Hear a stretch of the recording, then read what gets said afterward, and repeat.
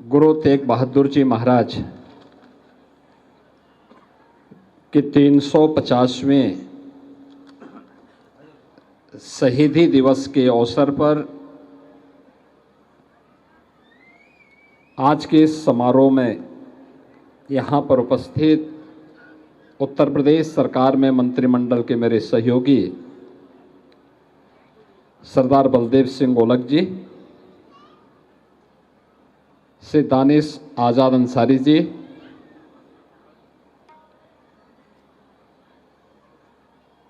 गुरुद्वारा प्रबंध समिति से जुड़े हुए हमारे पदाधिकारीगण डॉक्टर गुरमीत सिंह जी, डॉक्टर अमरजीत सिंह जी,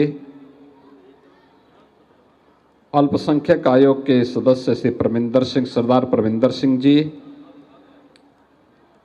सरदार सतनाम सिंह जी, सरदार संपूर्ण सिंह बग्गा जी, सरदार दलजीत सिंह जी, सरदार मनमीत सिंह जी, भारतीय जनता पार्टी के युवा और जुझारू नेता श्री नीरज सिंह जी, आनंद मोहन तिवारी जी और भारी संख्या में आज की संगत में आए हुए सभी उपस्थित बहनों और भाइयों, पूरा देश इस वर्ष भर के कार्यक्रमों के साथ जुड़ा हुआ है। जब हम नवम गुरु तेग बहादुर जी महाराज, भाई मतीदास जी, भाई सतीदास जी, भाई दयाला जी की शहादत को स्मरण करते हुए उनके प्रति उनकी स्मृतियों को हम सब नमन कर रहे हैं। आज का यह कार्यक्रम भी हमें उन्हीं स्मृतियों की ओर ले जाने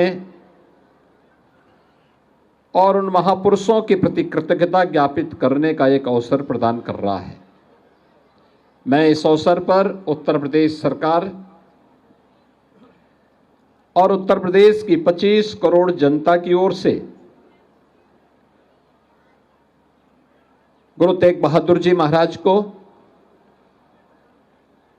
भाई मतीदास जी, भाई सतीदास जी, भाई दयाला जी की स्मृति को नमन करता हूं। उनकी स्मृति को कोटि कोटि नमन करते हुए विनम्र श्रद्धांजलि भी अर्पित करता हूं।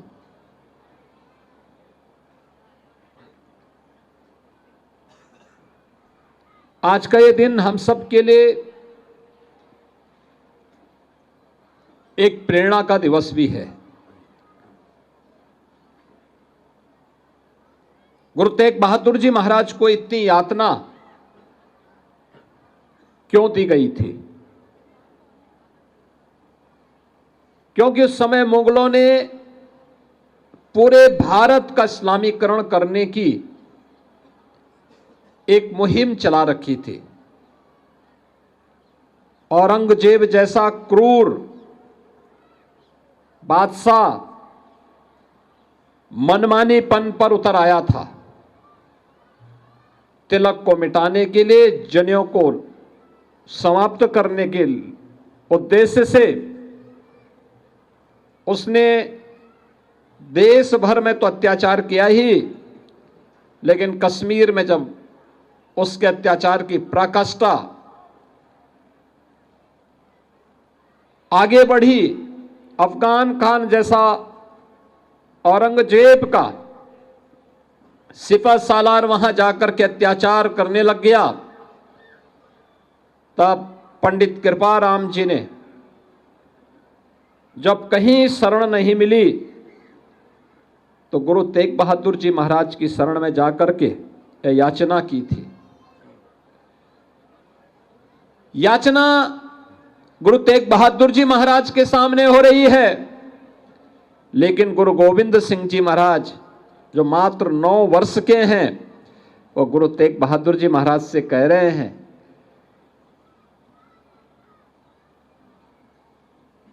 कि याचना हो रही है आप कह रहे हैं कि किसी बड़े आदमी को अपना बलिदान देना पड़ेगा, तो आप बताइए आपसे बड़ा कौन है?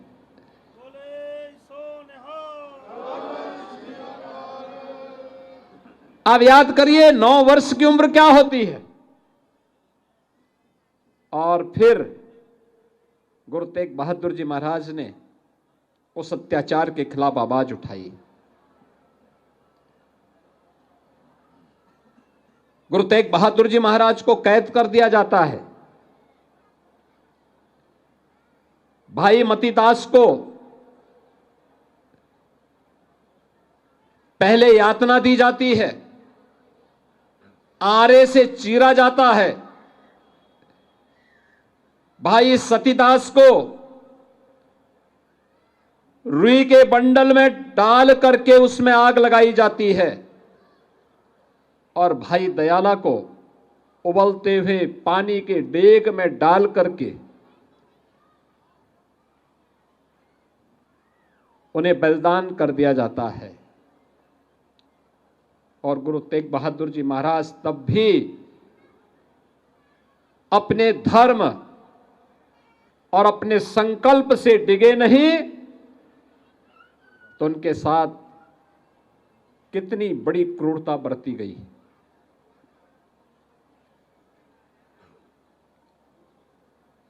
बहनों और भाइयों, में आज जब हम लोग इतिहास के उन क्रूर क्षणों को स्मरण करते हैं,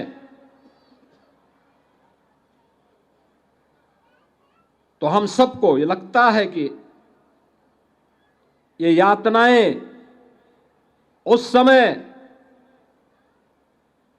इस गुरु परंपरा ने न केवल सही थी, बल्कि आवश्यकता आने पर उस यातना और उस क्रूरता का जवाब देने के लिए अपने आप को तैयार भी किया था।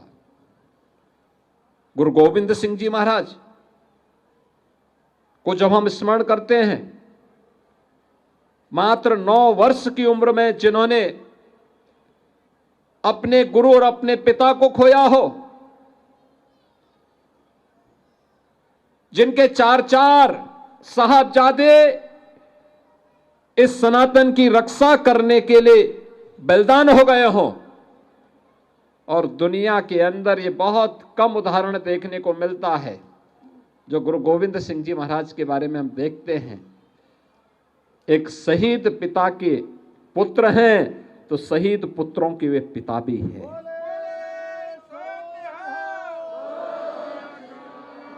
आज ये मेरा सौभाग्य है कि मैं भी अयोध्या धाम से आ रहा हूं। देश के यशस्वी प्रधानमंत्री आदरणीय श्री नरेंद्र मोदी जी आज अयोध्या में आए थे। श्री राम जन्मभूमि पर भगवान श्री राम के भव्य मंदिर का निर्माण कार्य पूर्ण होने के उपलक्ष्य में आज भारत की सनातन का भगवा ध्वज का आरोहण राम मंदिर के शिखर पर हुआ है, एक भव्य समारोह में हुआ है। यही वह भगवा ध्वज है जिसकी रक्षा करने के लिए सिख गुरुओं की परंपरा और पीढ़ी की पीढ़ी अपने आप को बलिदान करती आई है। ये वही परंपरा है। याद करिए, 1510 से लेके 1515 के बीच प्रथम गुरु नानक देव जी महाराज अयोध्या धाम में श्री राम जन्मभूमि मंदिर में दर्शन करने के लिए जाते हैं, और 1528 में एक विदेशी आक्रांता बाबर के सिपह सालार के द्वारा मंदिर को तोड़ दिया जाता है। और उस समय बाबर के अत्याचार को देखते हुए गुरु नानक देव जी महाराज ने बाबर को जावर कह करके उसके कृत्यों को पूरी मजबूती के साथ उसका विरोध किया था। आगे की परंपरा भी, जब अयोध्या में राम जन्मभूमि के लिए जब भी संघर्ष हुए, सिख गुरुओं ने, सिख योद्धाओं ने, निहंगों ने, संतों ने, राजाओं ने, सामान्य नागरिकों ने, माताओं और बहनों ने अपने आप को बलिदान देने में कहीं भी पीछे नहीं हटे, कभी पीछे नहीं हटे। और अयोध्या के बारे में जो बात हम सबको स्मरण रखनी होगी, साम्राज्य आए गए, पीढ़ियां आई गई, लेकिन एकमात्र अडिग थी, वह थी आस्था। और जो आस्था आज अयोध्या में फिर से 500 वर्षों के बाद श्री राम जन्मभूमि पर भगवान राम के भव्य मंदिर के निर्माण को पूरा करने के इस महायज्ञ का साक्षी बनी है। और वही आस्था आज यहां पर भी हम सबको देखने को मिल रहा है।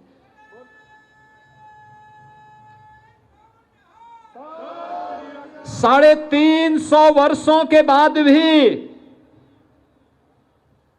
हर सिख और हर सनातनी गुरु तेग बहादुर जी महाराज, भाई मतीदास, भाई सतीदास जी, भाई दयाला जी के प्रति अपनी कृतज्ञता ज्ञापित करते हुए अपनी आस्था को व्यक्त करता है। और आज आप सबको मैं यही स्मरण दिलाने के लिए आया हूं। याद करना, सत्य को कोई धूमिल नहीं कर सकता, उसको झुटला नहीं सकता। गुरु गोविंद सिंह जी महाराज के 4 साहबजादों को भले ही जो सम्मान उस समय मिलना चाहिए था, उसके उपरांत मिलना चाहिए था, ना मिला हो।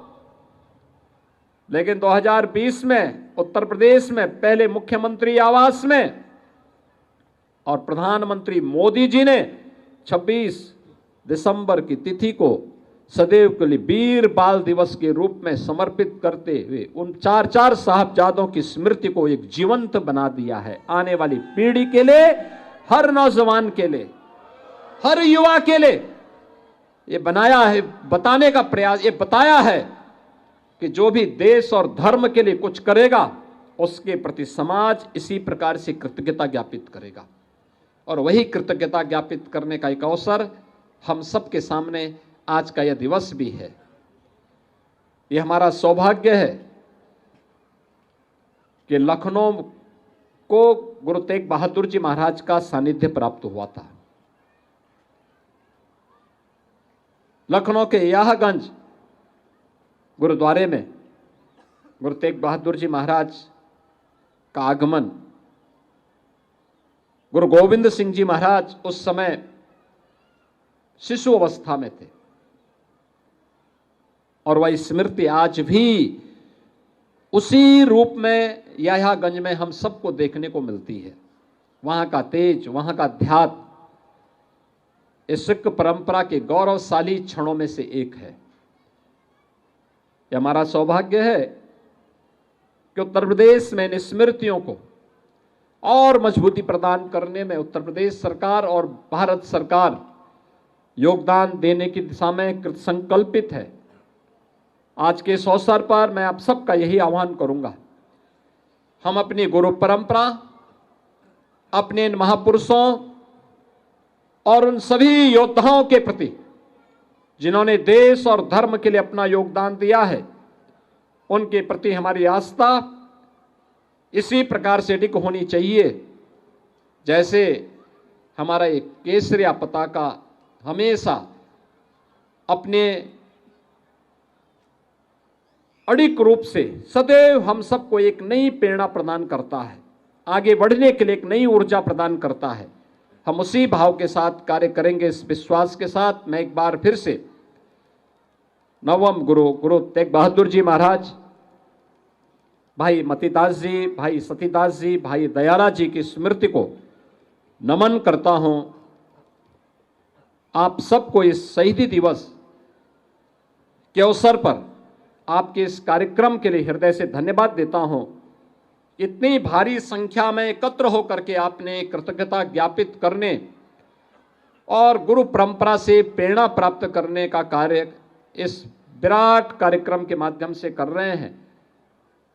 मैं इस अवसर पर एक बार फिर से यहाँ पे गुरुद्वारा प्रबंध समिति से जुड़े हुए जितने भी हमारे पदाधिकारी हैं उन्हें इस बात के लिए आश्वस्त करता हूँ कि डबल इंजन की सरकार सदैव आपके साथ खड़ी है, क्योंकि यह केवल हमारे लिए केवल एक विचार नहीं बल्कि उस महान परंपरा के प्रति कृतज्ञता ज्ञापित करने का भी एक अवसर होता है, जिसने देश और धर्म के लिए अपना सर्वस्व न्यौछावर करने में किसी भी प्रकार की कोई कोताही नहीं बरती थी।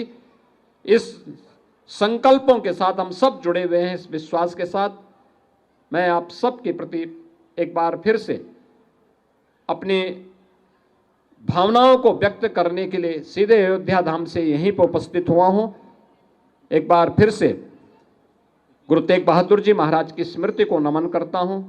बोले सो निहाल।